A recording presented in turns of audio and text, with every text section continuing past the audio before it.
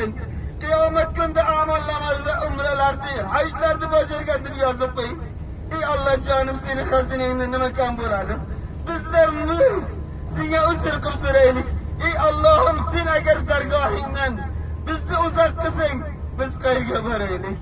Ey Allah bizge baratken yer yok. Bizge baratken yol yok.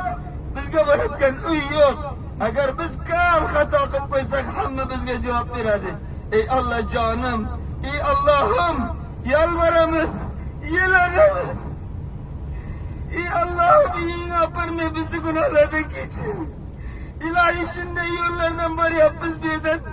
Sahabe-i kiram Rizvanullahi Teala aleyhim Mekke'nin müşrikleri üstüge zulüm kıyganda vüs'ilerini koyup hicret kılıp Medine'ye geldi. Onun katarından Peygamber sallallahu aleyhi ve sellem muhacir oldu. Ya Resulullah Ekrem sallallahu aleyhi ve sellem şu yolda muhacir bulganda Allahümme habbib ileyna Medine kema habbebte ileyye Mekke dip dua kılırlar. Ey Allah'ım Medine-i Münevvere'nin minge mahbub kılıp koyuşun diye ki öz vatanım Mekke'ni mahbub koyuyorsun. Ey Allah canım bizler uzak diyardan geldik. İmam Bukhari'nin diyarından geldik. İmam Tirmizi'nin diyarından geldik. Ey Allah canım İmam Bukhari şimdi ikisinin mahbubunun hadisini tümladı.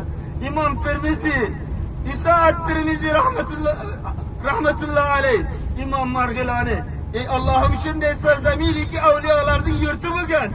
Ey Allah canım sen bugün bizge ulug nimetini verdin. Ey Allah'ım her bir gün, her bir kademi Mescid-i Nebevi ve Haram-ı ya Allah bu diyarın insanlarını Müslümanlar gözge düşüp körüne yaptı. Ey Allah canım sizden kursanımız. Sana minler baş şükürler misin? Bu nimeti alıp koyma bizde ya Rabbim. Şimdi ikimizi ata babalarımızdan